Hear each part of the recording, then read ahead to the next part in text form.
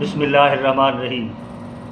इस्लाम में अदल व इंसाफ की अहमियत और ज़ुल्म के मज़म्मत के सिलसिले में हमने पहले बात की है। अब इस मौजू से वाबस्ता कुछ चीज़ों का ज़िक्र करते हैं।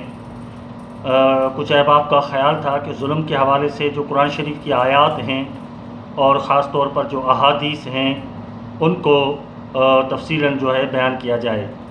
तो पहले हम एक दफ़ा चीज़ को रिपीट करते हैं कि ज़ुल्म की मीनिंग है वज़्उ शै फ़ी गैर महल्लिही या वज़्उ शै फ़ी गैर मौज़िही। किसी चीज़ को उसके असल मकाम के बजाय किसी दूसरी जगह पर रखना ये ज़ुल्म है, और किसी जगह को उसके असल हकीकी मकाम पर रखना ये अदल कहलाता है। और इंसाफ ये भी लफ्ज़ इस्तेमाल होता है। इंसाफ की मीनिंग है बराबर या दो टुकड़ों में किसी चीज़ को करना, जैसे निस्फ़ हम आधे को कहते हैं, इंसाफ भी इसी से लिया हुआ है। और अल्लाह ताला के जितने नाम हैं सिफ़ाती, उनमें एक नाम है अल्लाह का आदिल यानी अदल करने वाला, और एक अल्लाह का इसम है अल-मुक़सित यानी इंसाफ करने वाला, अदल करने वाला। और हमारे नबी सल्लल्लाहु अलैहि वसल्लम का भी एक सिफ़ाती नाम है आदिल यानी इंसाफ करने वाला। तो अदल जो है उसका भी दायरा बहुत वसी है, ज़ुल्म जो है उसका भी दायरा बहुत वसी है। सूरत अनाम की एक आयत है जिसमें अल्लाह ताला फरमाता है कि जब तुम बात कहो तो इंसाफ से कहो, चाहे वो मामला तुम्हारे अपने रिश्तेदारों का क्यों न हो। क्योंकि जब अदल नहीं रहता मुआशरे में, इंसाफ नहीं रहता, तो उसके बहुत ही बुरे नताइज निकलते हैं पूरे मुआशरे पर, पूरे निज़ाम पर उसके बदतरीन जो हैं असरात पड़ते हैं। क्योंकि अगर किसी चीज़ को जो हक़ रखती है उसको वो हक़ न दिया जाए, बजाय उसके जो चीज़ ना हक़ है उसको आप हक़ दे दें, तो लाज़मी बात है इसका असर जो है ख़राब निकलेगा। इस पूरी कायनात का आप निज़ाम देखते हैं, अल्लाह ताला ने हर चीज़ को जो उसका जगह है उसी पर रखा है। कायनात का हर जुज़्व अपने अपने मदार में मुतअय्यन करदा किरदार अदा करने में मसरूफ़ है। अगर कोई ज़रा भी अपने मदार से आगे या पीछे हो जाए तो ये क़यामत होगी। तो खुदा से दूरी इख्तियार करना ये ज़ुल्म है, खुदा के साथ किसी को शरीक करना ये भी ज़ुल्म है, खुदा के कवानीन से इन्हिराफ़ी करना यह भी ज़ुल्म है, और हुकूकुल इबाद में इन्हिराफ़ी करना यह भी ज़ुल्म है। इंसान अपने नफ्स पे भी ज़ुल्म करता है, अपने घर पे भी ज़ुल्म करता है, अपने अहलो अयाल पे भी ज़ुल्म कर सकता है, पड़ोसियों पर ज़ुल्म कर सकता है, अपने निज़ाम पर, अपने मुआशरे पर, जहाँ जहाँ तक उसकी दस्तरस है उसी दायरे में वो ज़ुल्म कर सकता है। मिसाल के तौर पर सिलेक्शन यानी इंतखाब ऐसी चीज़ है, जब आप किसी चीज़ की सिलेक्शन करते हो तो फिर अगर वो आपका इंतखाब ज़ुल्म के ज़मरे में आता है तो ये ज़ुल्म ही कहलाएगा, अदल के दायरे में आता है तो ये अदल कहलाएगा। हम किसी भी चीज़ की जब सिलेक्शन करते हैं, अपने लिए कोई चीज़ लेते हैं, तो फिर सोचना चाहिए कि जिस चीज़ का मैं इंतखाब कर रहा हूँ, आया यह ज़ुल्म के ज़मरे में आएगी या अदल के ज़मरे में आएगी। या फिर कुछ चीज़ें ऐसी होती हैं जो हम डिज़र्व नहीं करते, ये नहीं, हम समझते हैं कि ये मेरा हक़ नहीं है, लेकिन फिर भी आप उसको उस जगह पर बिठाते हो हक़दार समझकर, और वो भी उसको आमना सदकना कहकर एक्सेप्ट करता है, तो ये हकीकत में ज़ुल्म है कि आपने जो चीज़ आप डिज़र्व नहीं करते, जिसके आप अहल नहीं हो, जिसके आप लायक नहीं हो, या जो आपका सब्जेक्ट नहीं है, या जो चीज़ आपसे हमाहंगी रखती ही नहीं है, फिर भी आप वो उस ज़िम्मेवारी को ले रहे हो, तो मतलब ये ज़ुल्म है। एक सहाबी थे जिसने हुजूर से सवाल किया कि या रसूलल्लाह मतस्साअ, क़यामत कब आएगी? तो हुजूर ने फरमाया इज़ा वुस्सितल अम्रो इला गैर अहलिही फंतज़िर साअ, जब मामलात ना अहलू के हवाले किए जाएं نالائقوں کے حوالے جب معاملات کیے جائیں تو تم انتظار کرنا، قیامت قریب ہے۔ تو یہ ساری چیزیں ظلم اور عدل کے زمرے میں آتی ہیں۔ ایک حدیث ہے بخاری شریف کی، حضرت ابن عمر سے روایت ہے کہ حضور صلی اللہ علیہ وسلم نے فرمایا المسلم اخو المسلم، مسلمان مسلمان کا بھائی ہے، نہ اس پر ظلم کرے، نہ اس کو کسی ظالم کے ہاتھ میں دے، اور جو کسی مسلمان کی مدد کرتا ہے اللہ اس کی مدد کرتا ہے، جو کسی کی مصیبت ٹالتا ہے اللہ اس کی مصیبت ٹالتا ہے، جو کسی کا عیب چھپاتا ہے تو اللہ اس کا عیب چھپاتا ہے۔ اور دوسری حدیث براء بن عازب سے روایت ہے جو بخاری شریف میں ہے، اور آپ کو پتہ ہونا چاہیے بخاری شریف کا ایک پورا باب ہے کتاب المظالم والغصب، کوئی چیز چھین لینا یا کسی پر ظلم کرنا، اس کا پورا کتاب ہے بخاری میں، جس میں بہت سارے احادیث ہیں، جس میں ایک یہ بھی ہے کہ مسلمان کے مسلمان پر کیا حقوق ہیں۔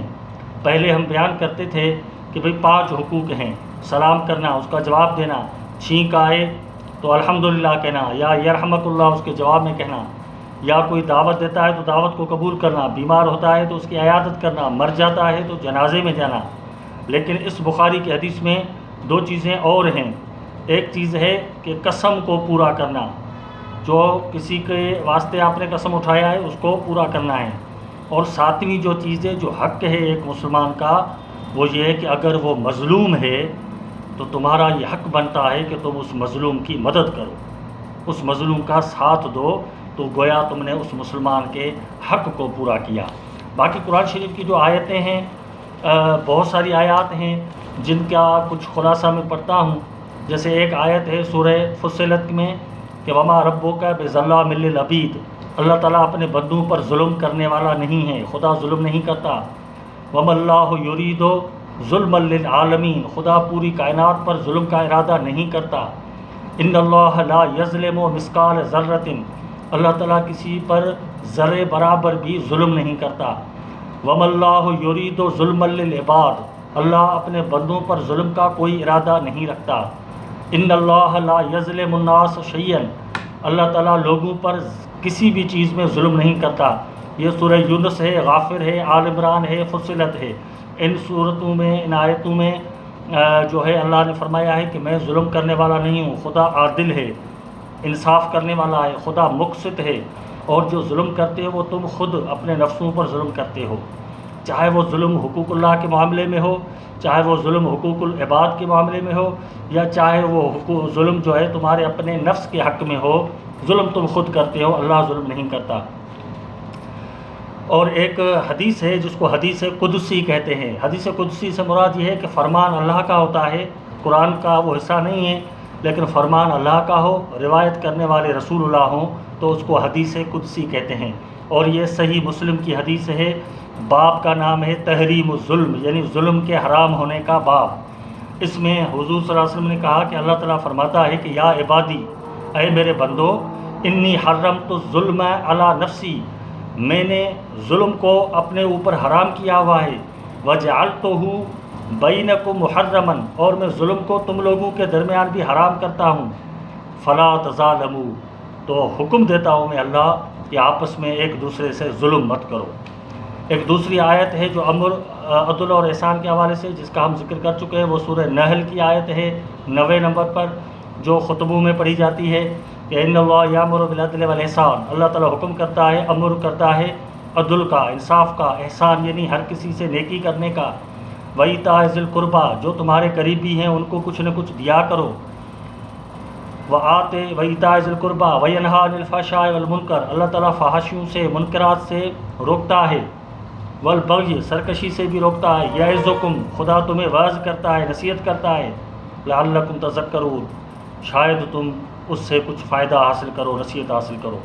اور ایک آیت ہے سورہ عنکبوت کی جس میں اللہ تعالیٰ فرما رہا ہے کہ جو گاؤں تھے، جو ایسے شہر تھے، ان کو میں نے اس لیے ہلاک کر دیا، برباد کر دیا کہ ان اہلہا کانوا ظالمین، کیونکہ ان قریہ، ان شہروں کے رہنے والے ظالم ہو چکے تھے۔ تو جہاں ظلم ہوتا ہے وہاں خدا کا عذاب آنے میں دیر نہیں ہوتی۔ اور ایک آیت ہے جس میں ہے کہ وما للظالمین من انصار، جو ظالم لوگ ہیں ان کے لیے کوئی مددگار تم نہیں پاؤ گے۔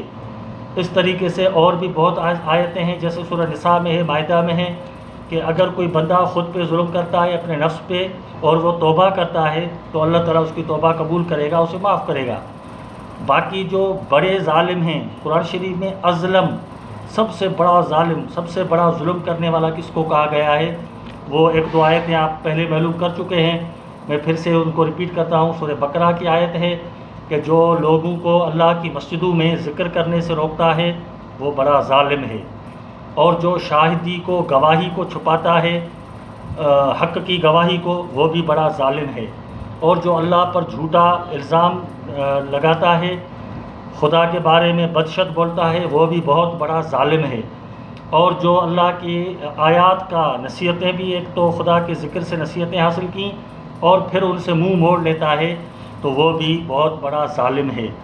اور اسی طریقے سے جو اللہ کی آیتوں کو جھٹلاتا ہے وہ بھی بہت بڑا ظالم ہے۔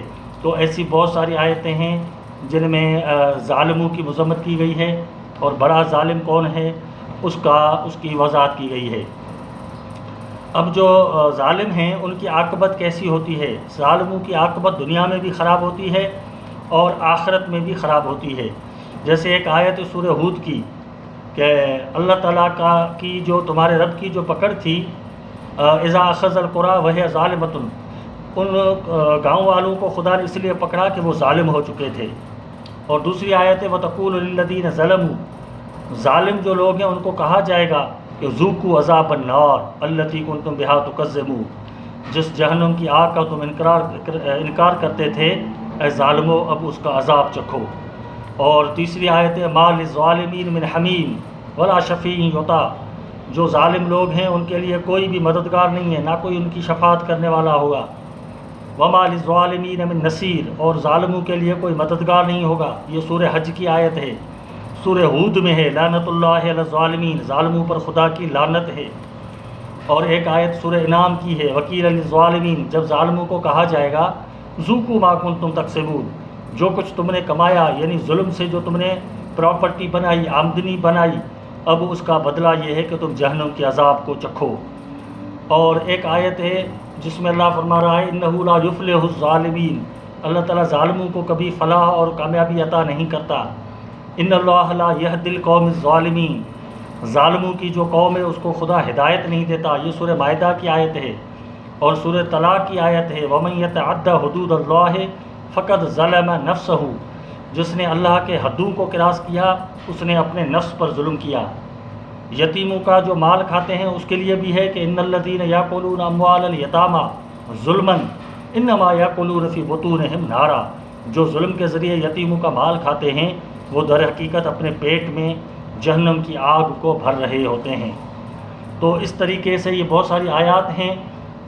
اور جو ظلم کا جو لفظ ہم نے جس کی میننگ بتائی، اس کو اگر آپ تفصیل سے پڑھنا چاہیں تو لغات کی کتابیں ہیں، لسان العرب ہے، اس کو آپ پڑھیں، اور قرآن شریف کے جو الفاظ ہیں اس پر علامہ راغب اصفہانی کی کتاب المفردات، علامہ ابن اسیر کی کتاب النہایہ، جس میں حدیث کے جو الفاظ ہیں ان کی ڈیفینیشن کی گئی ہے الفابیٹک، اور شریف جرجانی کی کتاب ہے التعریفات، کتاب التعریفات، اس میں بھی ظلم کی جو ہے ڈیفینیشن کی گئی ہے۔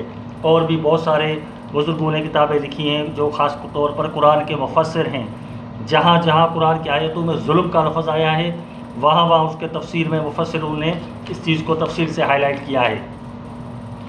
باقی جو ہے بہت ساری احادیث ہیں اس ضمن میں، خاص طور پر مسلم شریف میں حدیثیں ہیں۔ ایک حدیث ہے جس میں حضور صلی اللہ علیہ وسلم نے فرمایا جس نے کسی کے ساتھ ایک ہاتھ کے برابر ظلم کیا یا اس کی جو ہے زمین جو ہے اس پر قبضہ کیا تو قیامت کے دن 7 زمینوں کو اللہ تعالیٰ اس کے طوق میں، گردن میں طوق کر کے ڈالے گا۔ اور